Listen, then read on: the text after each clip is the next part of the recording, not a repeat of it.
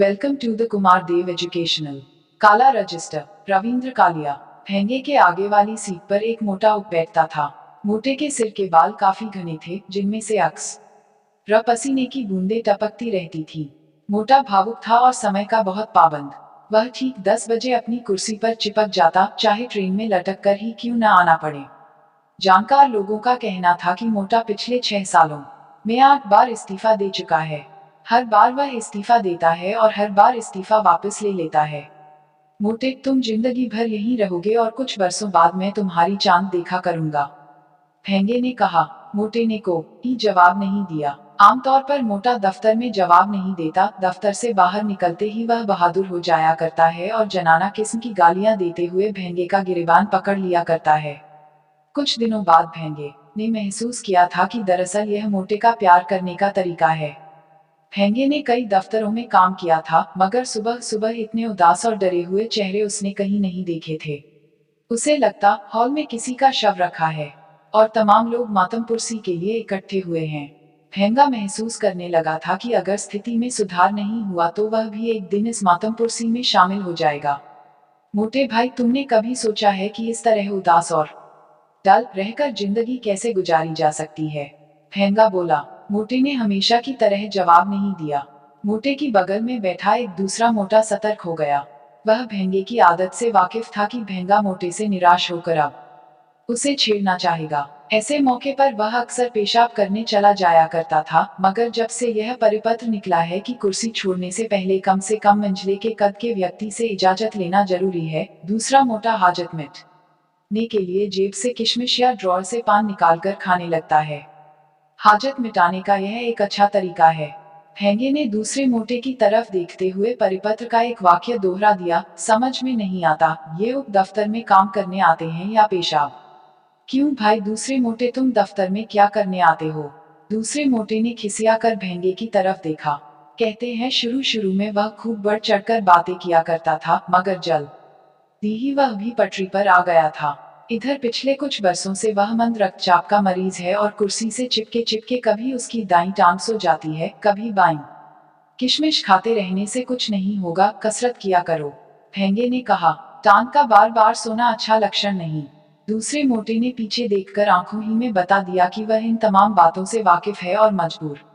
उसने किशमिश से भरी मुट्ठी भेंगे के सामने बतौर रिश्वत खोल दी। मोटे की पसीने से तर हथेली से भेंगे ने 2-1 किशमिश उठा ली और रद्दी की टोकरी में फेंक दी। आमतौर पर भेंगा ये किशमिश क्रांति को दे दिया करता है, मगर क्रांति आज अपनी सीट पर नहीं था। मोटे, आज क्रांति कहाँ है? भेंगे ने पूछा। क्रांति की आज पुण्यतिथि है, दूसरा मोटा बोला। केबिन से होने वाली साप्ताहिक भेंट को दफ्तर के उप पुण्यतिथि के नाम से याद किया करते थे। यह एक खुला रहस्य था कि पुण्यतिथि पर लोग घर से हनुमान चालीसा या गायत्री मंत्र वगैरह वगैरह पढ़कर आते थे। यह डॉक्टर पटनायक मेरी जान ले लेगा। 2 बार तार और 4 रिमाइंडर भेज चुका हूँ, साले ने अभी तक तस्वीरों के कैप्शन नहीं भेजे। मोटा बोला। मगर केबिन को ये सब बातें कौन समझाए? उसे तो बहाना मिलना चाहिए। आप कहेंगे डॉक्टर पटनायक उत्तर नहीं देता, वह कहेगा आपको मास्टरी करनी चाहिए, यह सब आपके वश का है ही नहीं। मोटे भाई, जिंदगी से इस तरह निराश नहीं होते, भेंगा बोला। चोरी चुगली और चापलूसी का दामन पकड़ लो, जिंदगी आसान हो जाएगी। मगर तुम चोरी के अलावा कुछ नहीं कर सकते। मैं चोरी भी नहीं कर सकता, मोटा बोला। और चोरी करोगे भी तो आल्पिनों, पेंसिलों और रबड़ों की। भेंगा बोला। छोटे को देखते हो, कितना सफल कामचोर है और कितना सुखी उप। छोटे का नाम सुनकर मोटा उदास हो गया। छोटा उसके बाद उससे कम तनख्वाह पर आया था। आज वह मोटे से 20 रुपये ज्यादा पाता था और काम के नाम पर छाया जी से इश्क लड़ाता था। भेंगा मोटे के इस दर्द को समझता था। बोला, मोटे, छाया जी के बारे में तुम्हारी क्या राय है? मोटे ने छोटे और छाया जी की तरफ इशारा करते हुए देख रहे हो कहा और काम में जुट गया। वह अधिक विस्तार में नहीं जाना चाहता था। मोटे को भेंगे की यह बात हमेशा बुरी लगती है कि भेंगा दफ्तर में वही बातें करना चाहता है जो मोटा दफ्तर के बाहर करना चाहता है। भेंगे ने देखा, छोटा छाया जी की टेबल पर झुका किसी सचित्र पत्रिका के पन्ने पलट रहा था। वास्तव में छोटा विभाग का सबसे दिलचस्प व्यक्ति था। कहते हैं उसका प्रेम विवाह हुआ था और य के बाद दीगरे बच्चों को जन्म देकर उसकी पत्नी सूखकर कांटा हो गई थी। 4 बच्चों में एक फ्रिज भी शामिल है, जिसे छोटा अन्य 3 बच्चों से भी अधिक स्नेह से रखता था। छोटे की पत्नी हफ्ते 10 दिन की आलू की भाजी बनाकर फ्रिज में रख देती, जिसे छोटा बिना किसी विरोध के अपने एल्यूमीनियम के टिफिन में ले आता है। आजकल आलू की भाजी के ऊपर एक छोटा सा टमाटर भी दिखने लगा है। लंच के दौरान वह बहुत उत्साह से छाया जी को टमाटर भेंट करता और फिर तब तक उनके चेहरे की तरफ कौतुक से देखता रहता जब तक छाया जी पूरा टमाटर न निगल ले। अब तो खैर छाया जी बहुत सफाई से टमाटर खा जाती हैं, मगर शुरू शुरू में कई बार टमाटर का रस उनकी साड़ी पर फैल जाया करत था। ऐसे में छोटा बड़ी चाबुकदस्ती से अपनी जेब से मुसा हुआ रुमाल निकालकर छाया जी का चेहरा या उनकी साड़ी पोंछ देता था। छोटे के पास टेरिलीन का एक चमकदार सूट था और उसे मैच करती हुई एकमात्र टाई। चूंकि वह बरसों से उसी पोशाक में दफ्तर जाता था, इसलिए उसे पहचानने में कभी किसी को दिक्कत नहीं हुई। दफ्तर के बाद वह छाया जी को बस स्टॉप पर छोड़ने जाता और तब तक उसके साथ कतार में खड़ा रहता जब तक छाया जी बस में सवार न हो जाती या उसे लिफ्ट नहीं मिल जाती। छोटा जेब से वही मुसा हुआ रुमाल निकालकर हवा में हिला देता। छोटे के निकट के लोगों का कहना था कि अब वह my love, sweet hot, darling जैसे शब्दों का भी प्रयोग करने लगा है और कभी कभी छाया जी उसे अपने घर पर भी ले जाती हैं। छोटे की पत्नी को जब इस प्रेम प्रसंग की खबर मिली तो उसे हंसी आ गई। उसका छोटे से बरसों का संबंध था और उसकी क्षमताओं से परिचित थी। मगर जब छोटे ने गेहूं पिसाना, पत्नी के लिए वेनी लाना और दफ्तर से लौटकर बच्चों को पार्क में ले जाने के बजाय खाट पर लेटकर छत की कड़ियां गिनना शुरू कर दिया तो छोटे की पत्नी ने अपना संतुलन खो दिया। उसने एक सुबह बच्चों को छोटे के सामने पटक दिया और हमेशा के लिए मैके लौट जाने को आमादा हो गई। छोटा उस दिन दफ्तर के पास से छाया जी को अमरीकी जॉर्ज सुनाकर लौटा था और अच्छे मूड में था। पागल हो गई हो क्या? वह बोला। हाँ हाँ, पागल हो गई हूँ। कहाँ है वह चुड़ैल? मैं उसका खून कर दूंगी। छोटा जॉर्ज सुनकर लौटा था और इस सब के लिए तैयार न था। बोला, डार्लिंग, मुझे गलत मत समझो। फ्रिज की कसम, मैंने कोई गुनाह नहीं किया। छोटे की पत्नी पर छोटे की कसम का कोई असर नहीं हुआ। उसने अटैची उठाई और दरवाजे की तरफ चल दी। बच्चों ने माँ को जाते देखा तो जोर जोर से रोने लगे। छोटा जॉर्ज सुनकर लौटा था, उससे यह सब नहीं देखा गया। वह सिर थामकर मोड़े पर बैठ गया। बोला, तुम्हें कैसे समझाऊं, उससे मेरा कोई ताल्लुक नहीं है। मेरी बात का यकीन करो और रुक जाओ। वह केविन की प्रेमिका है। मैं तो सिर्फ बकरा हूँ। मैं केविन के बाहर के दांत हूँ। इस नाटक के लिए मुझे पिछली बार डबल इंक्रीमेंट मिला था। मैं इस नाटक में हिस्सा न लेता तो काला रजिस्टर मुझे खा जाता। मेरा कोई कसूर नहीं, यकीन मानो, मैं सिर्फ बकरा हूँ। नहीं नहीं, बकरा नहीं। छोटे का बेटा रोने लगा। बाप को अनाप शनाप बकते देख दूसरे बच्चे भी रोने लगे। छोटे की पत्नी का दिल पसीज गया। उसने मुस्कुराकर छोटे की तरफ देखा और तीनों बच्चों को एक साथ गोद में उठा लिया और मद्रासी फिल्मों की नायिकाओं की तरह भगवान की मूर्ति के सामने गिर पड़ी। छोटे ने निहायत फिल्मी आशिकाना अंदाज में पत्नी को अंक में ले लिया और फिर पति पत्नी दोनों मिलकर बच्चों को सुलाने की कोशिश करने लगे। दूसरे दिन छोटा दफ्तर नहीं गया। बच्चों को भी स्कूल में छुट्टी दिलवा दी और वे लोग दोपहर भर नेशनल पार्क में पराठे खाते रहे। क्रांति बगल में फाइलें थामे मुस्कुराता हुआ हाल में दाखिल हुआ तो सभी ईर्ष्या करने लगे कि जरूर उसे खुशामद का मौका मिला होगा। सभी निगाहें उस पर टिक गईं। इससे बड़ा ताज्जुब क्या हो सकता है, वह पुण्यतिथि पर भी मुस्कुरा रहा है। इसे क्रांति की योग्यता ही कहा जा सकता है कि वह जानता है कब चिल्लाना और कब मुस्कुराना चाहिए। हे राम, कितने दिनों बाद किसी को दफ्तर में मुस्कुराते देखा है। हम लोग तो मुस्कुराना ही भूल गए हैं। मंजले ने क्रांति को बीच में ही रोक लिया और बोला, लगता है आज केविन घर से रबड़ी का नाश्ता करके आया है। मंजला दिन भर के लिए आश्वस्त हो जाना चाहता था। मंजले को मोटी तनख्वाह मिलती थी, मगर इसमें शक नहीं, इसके लिए उसे भारी कीमत चुकानी पड़ती थी। वह जब इस दफ्तर में आया था उसका वजन 150 पाउंड था, जो स्पष्टीकरण देते देते अब 100 पाउंड से भी कम रह गया था। पांडुलिपियां पढ़ते पढ़ते उसके गाल धंस गए थे और फेफड़ों में पानी भर गया था। नौकरी बचाए रखने के चक्कर में वह बीमारी की छुट्टी भी नहीं ले पाता।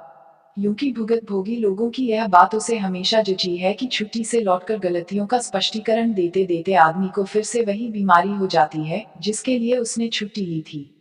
एक बार परम मित्रों की सलाह से माँ झले ने साहस करके केविन के सामने अपना एक्सरे और छुट्टी की अर्जी रख दी थी, जिसे केविन ने यह कहकर नामंजूर कर दिया था कि ये पी सी लेते रहो, फेफड़े ठीक हो जाएंगे, बुखार भी नहीं आएगा। केविन के इस वाक्य को कभी कभी उपलोग साहस के क्षणों में इधर उधर फिट किया करते हैं।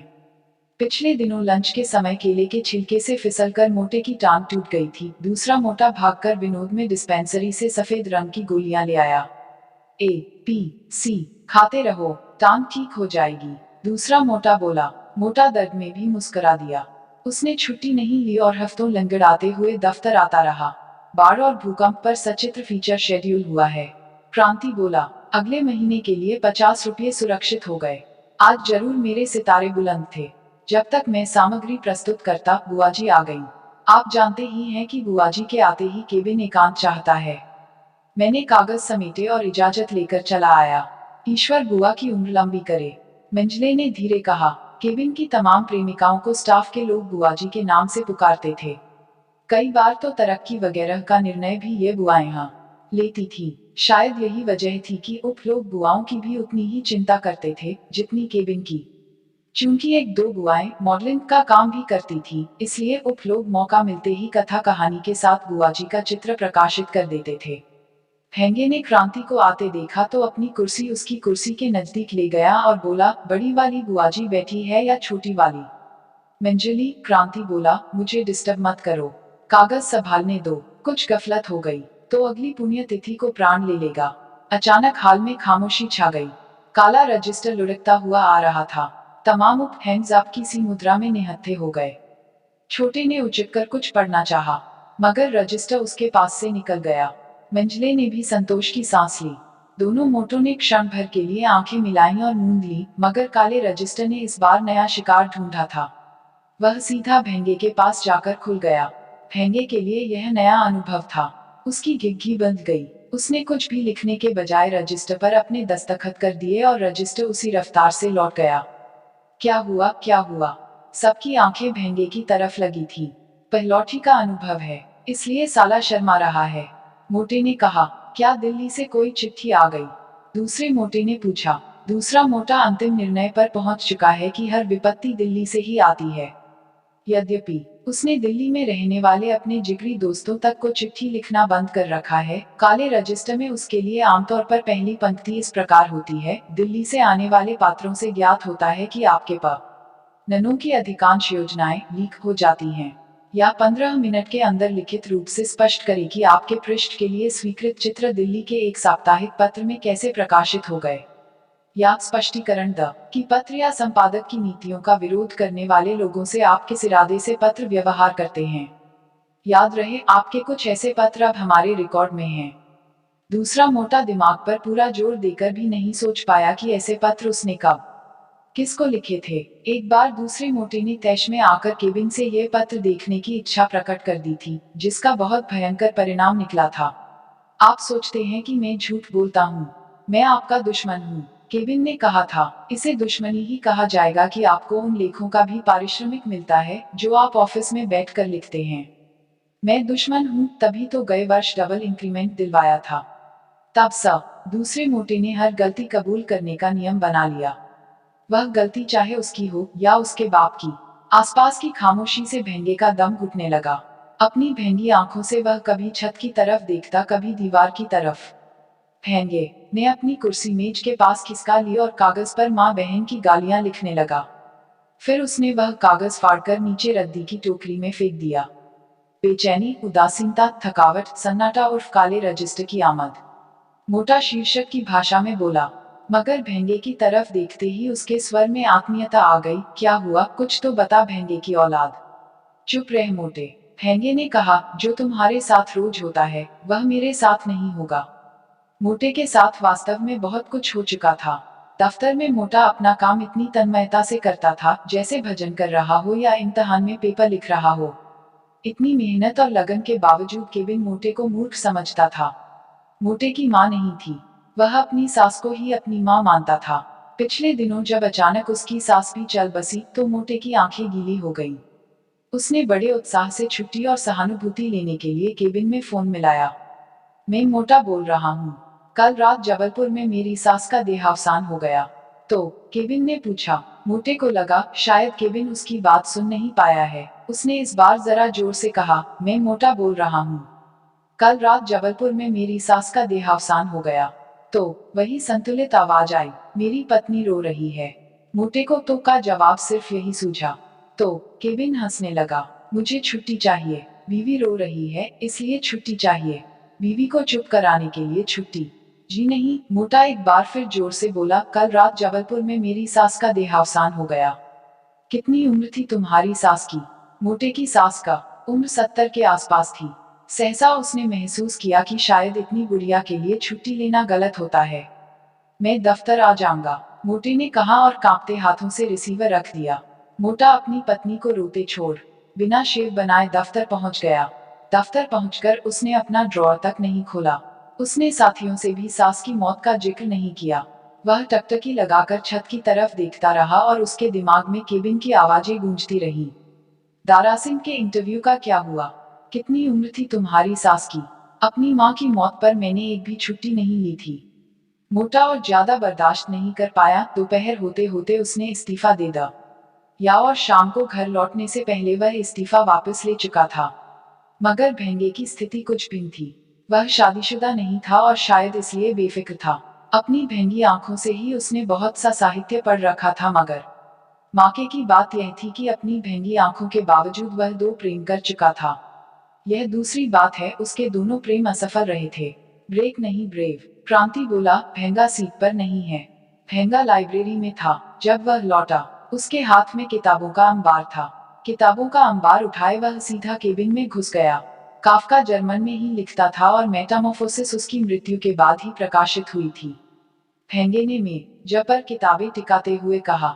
वह बिना इजाजत केबिन में पहुंच गया था। मुझे तो याद पड़ता है, वह चेक था। केबिन बोला। भेंगे ने किताबों में जगह जगह अखबार के टुकड़े रखे हुए थे।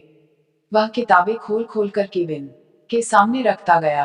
केबिन ने चश्मा पहन लिया था और सरसरी नजर उन पृष्ठों पर फेंक रहा था। मुझे खुशी हुई तुम अपने पृष्ठों पर ध्यान देते हो, केबिन बोला। बस थोड़ा लेआउट्स पर और ध्यान दो, तरक्की कर जाओगे। उद्धरण। केविन ने काले रजिस्टर से एक पन्ना फाड़कर फेंक दिया। भेंगा किताबें उठाए हाल में दाखिल हुआ तो सब लोग विस्मय से उसकी तरफ देखने लगे। यहाँ मत रखो, यहाँ मत रखो। मंजले ने भेंगे को मेज पर किताबें टिकाते हुए देखा तो बोला। मंजले की कोशिश रहती है कि केबिन से निकलने वाला कोई भी व्यक्ति उसकी मेज के पास न रुके। अगर उसके न चाहते हुए भी कोई एक रुक जाता है तो वह पेशाब का बहाना बनाकर अफसरों वाले पेशाब घर में चला जाता है, जिसकी चाबी वह हमेशा अपने आपस रखता है। पुराने दिनों की यादगार के तौर पर अब यह एक चाबी ही उसके पास रह गई है, जिस पर अभी तक काले रजिस्टर की नजर नहीं पड़ी। जब मंजला किसी उप पर खुश हो जाता है तो 2-4 मिनट के लिए उस पेशाब घर की चाबी जरूर दे देता है। घबराए नहीं, कोई नहीं देखेगा, भेंगे ने कहा। साले ने लिख भेजा था कि ऐतिहासिक परिप्रेक्ष्य के अभाव में मैं ऐसी बुनियादी भूलें करता आया हूँ और करता रहूंगा। काफका चेक था। यह बच्चा भी जानता है और तुमने उसकी कहानी के ऊपर जर्मन कहानी लिख दिया। मैंने मिनटों में बता दिया कि ऐतिहासिक परिप्रेक्ष्य किसमें नहीं है। बता दिया। मंजुला चौंका, तुम अंदर कैसे चले गए? जाओ, अब यहाँ मत रुको। छायाजी देख लेंगी और काला रजिस्टर इसे कोई नया षड्यंत्र समझेगा। कोई नहीं देखेगा। छायाजी तो अभी बन ठन रही होंगी, उन्हें देर से आने और पहले जाने की छूट है। आपको वहम हो गया है कि केबिन ने हाल में देखने के लिए दीवार में छेद कर रखा है। बराया मेहरबानी अब यहाँ से रुखसत ले लो। मंजुला बोला, लंच में बात करेंगे। कौन जीता है तेरे लंच के होने तक? भेंगा बोला। उसने रजिस्टर का पन्ना फाड़ दिया और खिसियाने लगा। रजिस्टर का पन्ना फाड़ दिया? मंजुला बोला, यह तुमने अच्छा नहीं किया। तुम्हें यह लिखकर बात खत्म कर देनी चाहिए थी कि भूल के लिए क्षमा चाहता हूँ। ऐसा सब लिखते हैं, तुम भी लिख देते। तुम्हारा क्या घिस जाता। मगर भूल तो हुई नहीं थी। अब होगी, बल्कि यूं कहो अब भूलें होंगी। मंजुला बोला, हमने तो यही सीखा है कि अपनी भूल तो भूल, दूसरों की भूल भी अपनी भूल। भेंगे को मंजले की बात जची नहीं। उसने किताबें उठाई और अपनी सीट की तरफ चल दिया। उसे ताज्जुब हुआ, किसी ने भी सिर उठाकर उसकी तरफ नहीं देखा। वह चुपचाप अपनी कुर्सी पर जा बैठा और किताबें पलटने लगा। वारसा पैक्ट कब हुआ था? क्रांति ने धीरे से पूछा। वह दरअसल काले रजिस्टर की बात नहीं करना चाहता था। आज। भेंगा बोला, मेरा ऐतिहासिक परिप्रेक्ष्य तो यही कहता है। क्रांति को लगा भेंगा उसी विषय की तरफ बढ़ रहा है। जिससे वह बचना चाहता है। वह अपनी कुर्सी से उठा और मंजले के पास जाकर इंफॉर्मेशन को फोन मिलाने लगा। हाल में एक बार फिर सन्नाटा छा गया। हाल में छायाजी नमूदार हुई थी और उनके पीछे ही मटकता हुआ काला रजिस्टर। काले रजिस्टर ने इस बार दाएं देखा ना बाएं, शब्दकोश में खोए मंजले के सामने खुल गया। रजिस्टर पर नजर पड़ते ही मंजला कुर्सी से उछला, मगर हस्बे मामूल जल्दी ही उसने अपने पर काबू पा लिया। मंज लेने क्रांति के हाथ से रिसीवर छीन लिया और तुरंत केबिन से फोन मिलाया। मैंने उसे नहीं भेजा था, वह अपने आप ही केबिन में घुस गया। भला इसके लिए मैं झूठ क्यों बोलूंगा? मैंने तो उससे कहा। मंजले की बात बीच में ही टूट गई। केबिन ने शायद बीच में ही रिसीवर रख दिया था। मंजला डमरू की तरफ रिसीवर पकड़े कुछ देर सोचता रहा, फिर उसने रजिस्टर पर दस्तखत कर दिए। भूल के लिए क्षमा चाहता हूँ, मंजला। मंजले का हरा सुर्ख हो गया था। वह अपने सुर्ख चेहरे से कोश में अपना शब्द ढूंढने लगा। मंजले के आसपास काले रजिस्टर की छाया मंडराते देख क्रांति अपनी सीट पर लौट आया। तुम केबिन में चले गए थे?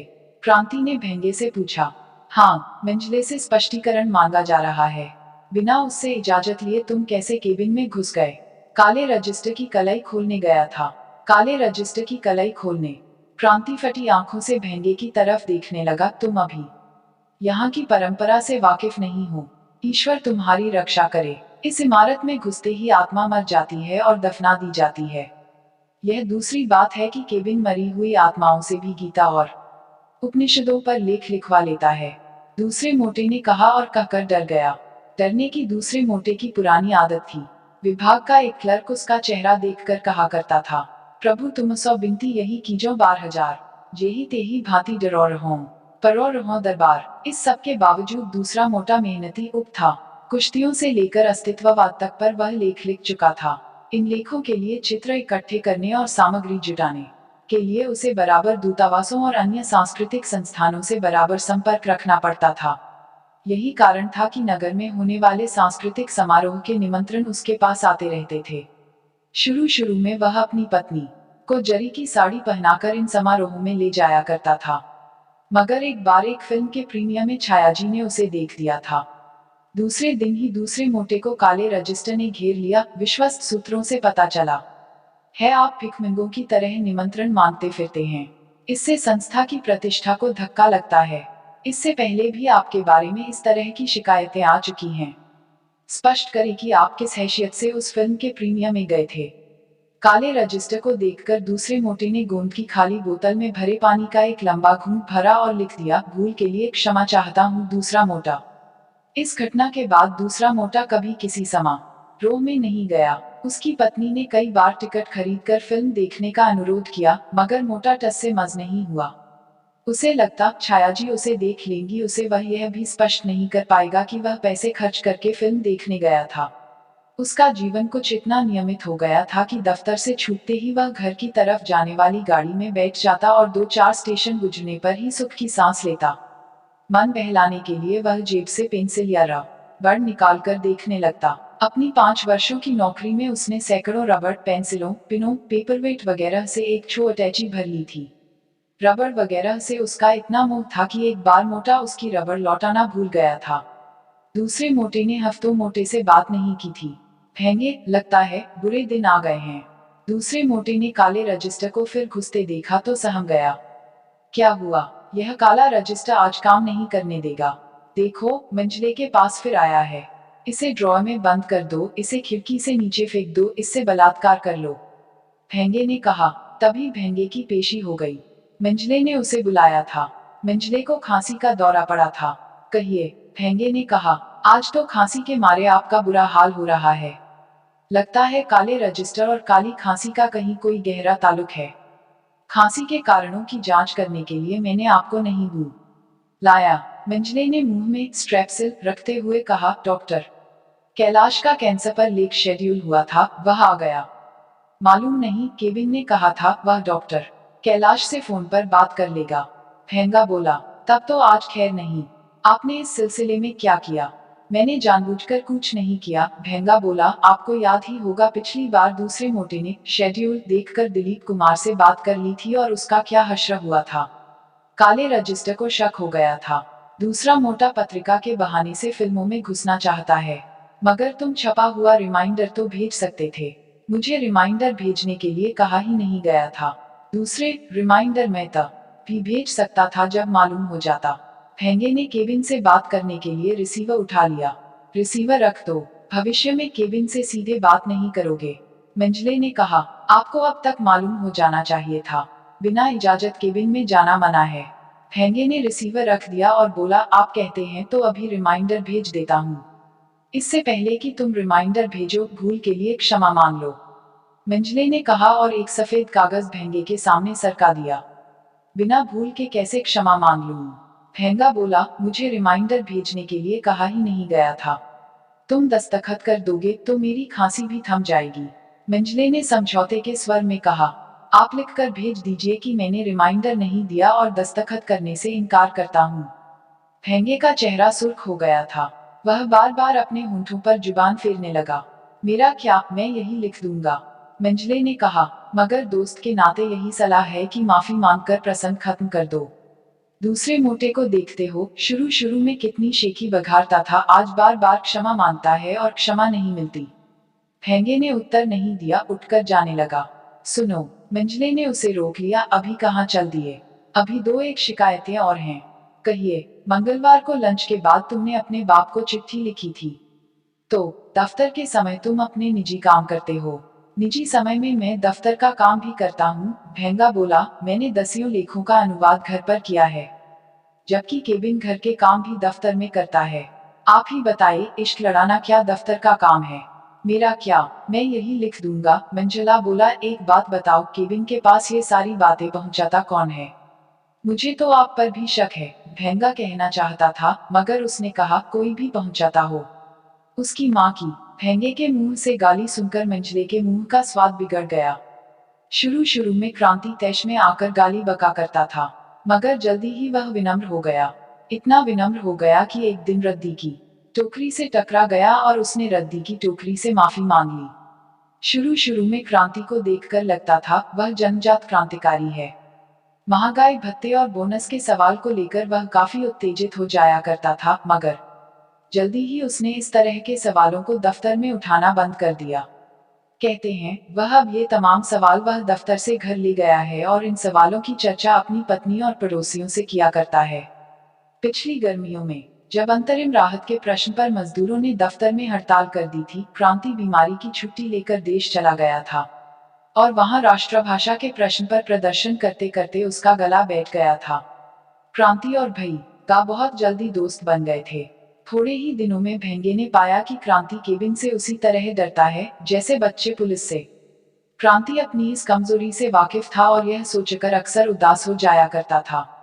छोट तो कई बार केबिन का हवाला देकर उससे काम करवा लिया करता था। क्रांति के लिए केबिन से बुलावा आता तो उसके चेहरे पर बिजली कौंध जाती, दिल की धड़कनें तेज हो जाती। फिर वह भेंगे की तरफ देखकर कहता, यार केबिन ने बुलाया है। भेंगा नया नया आया था, ताज्जुब से क्रांति की तरफ देखता रहता और क्रांति, या रब वो समझे हैं न समझेंगे मेरी बात की मुद्रा में चप्पलें चिटकाता हुआ केबिन की तरफ रवाना हो जाता। आज तो केबी न तारीफ कर रहा था, दिल्ली में मेरा स्तंभ पसंद किया जा रहा है। क्रांति कई बार लौटकर कहता, लगता है कोई नई मुसीबत गिरने वाली है। मैं उसकी रग रग पहचानता हूँ। आप पर जुल्म करने से पहले वह आपसे मोहब्बत कर, वह सैडिस्ट है और उससे दूर रहकर ही सुखी रहा जा सकता है। क्रांति के पास सुखी जीवन की और भी ऐसी कई कुंजियां थी जिन्हें वह सफलतापूर्वक आजमाता रहता था। कुछ लोगों का मत था कि क्रांति का जिस राजनीतिक पार्टी से ताल्लुकात है, उससे केबिन के फरिश्ते भी डरते हैं और कुछ लोग कहते थे कि क्रांति की पार्टी को कंपनी के मालिकों का आशीर्वाद प्राप्त है। क्रांति को भी इन बातों का हल्का सा एहसास था। यही कारण था कि काले रजिस्टर का बार बार आना और जाना उसे ज्यादा परेशान नहीं कर रहा था। अपने स्वभाव के कारण वह डर जरूर जाता था। क्रांति टांगे हिलाते हुए मजे से देख कबीरा रोया शीर्षक से अपना पाक्षिक स्तंभ लिख रहा था। भेंगे ने सिगरेट सुलगाई ही थी कि केबिन से बुलावा आ गया।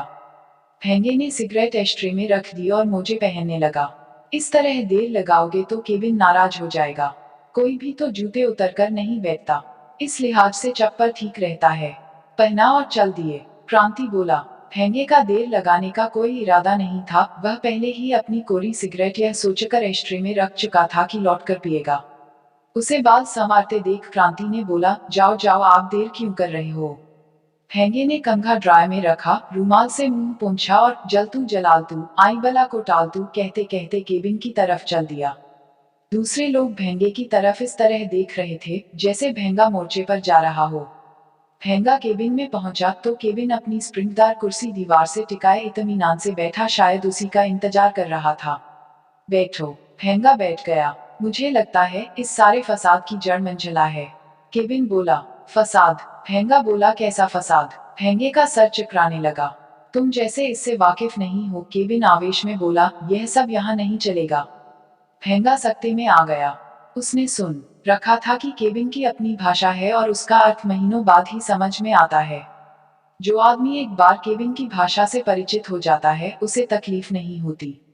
मंजिला इसका अपवाद था। वह जितना केबिन को समझता था उतना परेशान रहता था। वह केबिन के कदमों की आवाज से अनुमान लगा सकता था कि केबिन का रक्तचाप कितना है।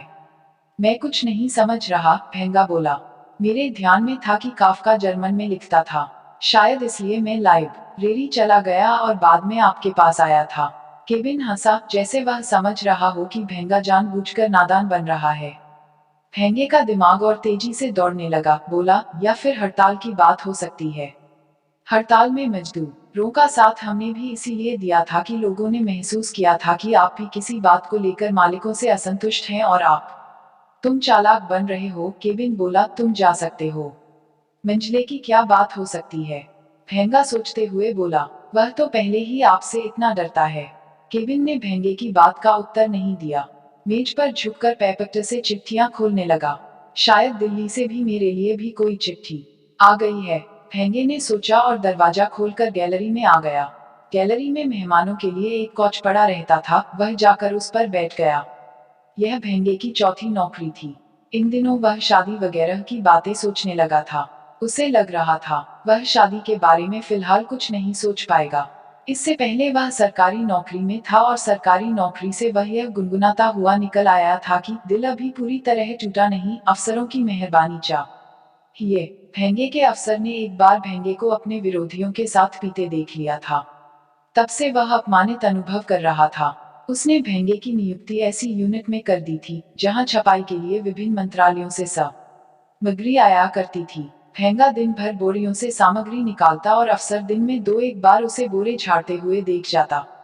अफसर के माता के दागों भरे चेहरे पर संतोष की हल्की सी परत पुत जाती। कॉलेज की लेक्चरशिप भी भेंगे ने ऐसे ही चक्कर में छोड़ी थी। प्रिंसिपल उसके बाप का दोस्त था, मगर जल्दी ही भेंगे की दोस्ती उन लोगों से हो गई जो प्रिंसिपल की अच्छी किताब में नहीं थे। नतीजा यह निकला कि भेंगे को जूनियर क्लासें सौंप दी गईं और टाइम टेबल ऐसा कि भेंगे को बिना सेव किए कॉलेज जाना पड़ता था और जब तक वह कॉलेज से छूटता मेहतर का सफाई का वक्त हो जाता। दैनिक पत्र में तो उसकी हालत बदतर थी। वहां का 5 फीट का संपादक 7 बच्चों का बाप था। वह अपने बच्चों को तालीम नहीं दे पा रहा था, लिहाजा हर तालीम याफ्ता आदमी से उसे चिढ़ थी। भेंगा अगर फैमिली प्लानिंग का अनुवाद परिवार नियोजन करता तो वह काट के संतति निरोध लिख देता। वह दिन भर भेंगे की कॉपी से सर खपाता रहता। कभी वह दफ्तर में अपन सबसे छोटा बच्चा ले आता तो अन्य सहयोगी उसे बारी बारी से गोद में उठाकर तरह तरह की आवाजें निकालते रहते। दफ्तर का कोई सफल उप ऐसा न होगा जिसकी पतलून या कमीज पर उसके बच्चे ने पेशाब वगैरह न किया हो। यह अच्छी जगह ढूंढी आपने बैठने के लिए। आपके लिए एक खबर है। भेंगे ने आंख उठाकर देखा, छायाजी उसके सिरहाने खड़ी थी। छायाजी ने ब्लू नेक का ब्लाउज पहना हुआ था। भेंगा खड़ा हो गया और साड़ी ब्लाउज और साड़ी के बीच की नंगी जगह में पड़ने वाली सिलवटों की तरफ देखने लगा। कहिए, क्या खबर लाई हैं आप? उसने पूछा। महिला पृष्ठ आपको सौंप दिए गए हैं और मुझे आपके पृष्ठ, छायाजी ने कहा और भेंगे के चेहरे की प्रतिक्रिया पढ़ने लगी। बढ़िया, भेंगा बोला, हमने तो सुना था कृपा पात्रों को बच्चों के पृष्ठ दिए जाते हैं। शायद एक साथ दो पर कृपा हो गई होगी। दर असल महिला पृष्ठ मोनोटोनस हो रहे थे। हमने सोचा कि इसका कल्याण किसी कुंवारे के हाथों ही होगा। छायाजी ने कहा। आपने दुरुस्त सोचा, भेंगे ने कहा। शादी से पहले आप बहुत सारी बातें सीख जाएंगे, जूड़ा बनाने की एक से एक नई विधियां, अचार और मुरब्बे डालने के तरीके, तीज त्योहारों का महत्व और फिर सुंदरियों से भेंट वार्ता। छायाजी हंसने लगी और अंत में चार्जशीट भेंगा फुसफुसाया, यह आदेश कब से लागू होता है? तुरंत। काला रजिस्टर आपको ढूंढ ही रहा होगा, छायाजी बोली, बेहतर हो हम एक दूसरे से काम समझा लें। भेंगे ने छायाजी की तरफ ऐसे देखा कि फिल्मी भाषा में काहे गुमान करे गोरी कह रहा हो। उसे याद है, लोग शुरू शुरू में बेफिक्र भेंगे की तरह भी इन्हीं नजरों से देखा करते थे। हाल में यह खबर पहले ही पहुंच चुकी थी। दरअसल छोटा काले रजिस्टर का लंगोट खोल पहले ही समाचार प्रसारित कर देता था। भेंगा हाल में घुसा तो उसका चेहरा तमतमा रहा था। तमाम लोग उसकी तरफ देखकर होठों ही होठों में मुस्कुराने लगे। कुछ दिन पहले ऐसे ही समय एक स्टेनो ने, जिसे डाक खोलने का काम दे दिया गया था, एक उप को मुस्कुराते देख उसके मुंह पर पेपर वेट फेंक दिया था। भेंगा मुठियां भींचे छायाजी से महिला पृष्ठों का काम समझता रहा। छायाजी खुश थी और मेज पर झुककर भेंगे से बात कर रही थी, जिससे उनके ब्लाउज में से गोलाइयों के बीच की धुंधली खिया दूर तक नजर आ रही थी। भेंगे ने 2-3 बार उसे नजरअंदाज करने की कोशिश की, मगर वह कामयाब न हो सका। आखिर उसकी नसें फूलने लगी। भेंगे को यह सोचकर खुशी हो रही थी कि वह भेंगा है और यह कभी न जान पाएगी कि वह किधर देख रहा है और कितनी अश्लील आंखों से देख रहा है। छायाजी ने जल्दी जल्दी में शेड्यूल बताया, कार्यों का पुलिंदा थमाया और 5 बजते बजते वक्ष में रुमाल खूंस बस उठाकर चलती बनी। छायाजी ने अपना काम कर लिया था। अब भेंगे का काम शेष था। भेंगे ने देखा, स्टाफ के दूसरे लोग भी तब तक जा चुके थे। शायद दूसरे लोग यह सोचकर जा चुके थे कि कहीं केविन उन्हें भेंगे के साथ लिफ्ट में या गैलरी में न देख ले। ऐसा अक्सर होता था कि केविन जिससे खुश होता था, दूसरे लोग उससे सटकर चलते थे और जिससे नाराज होता था, दूसरे लोग उसकी छाया से भी घबराते थे। भेंगे ने छायाजी से प्राप्त सामग्री अपने ड्रायर में ठूंस दी और दूसरे लोगों के ड्रायर की तलाशी लेने लगा। मोटे की ड्रायर में उसे एक ब्लेड मिल गया। उसने चुपके से मंझले के टेलीफोन का तार काट दिया, छोटे की कुर्सी की बेत काट दी और जाने से पहले बाथरूम का आत्मकद आईना फोड़ दिया। फिर उसने केविन तरफ देखा। उसे लगा, केविन अभी महफूज है। क्या वह अकेला केविन को फोड़ पाएगा? लिफ्ट पकड़ने के बजाय वह सीढ़ियां उतरता चला गया। यह सोचने में उसका दिमाग साथ नहीं दे रहा था कि क्या वह केविन को फोड़ पाएगा या खुद फूट जाएगा। Thanks for watching. Like, share and subscribe.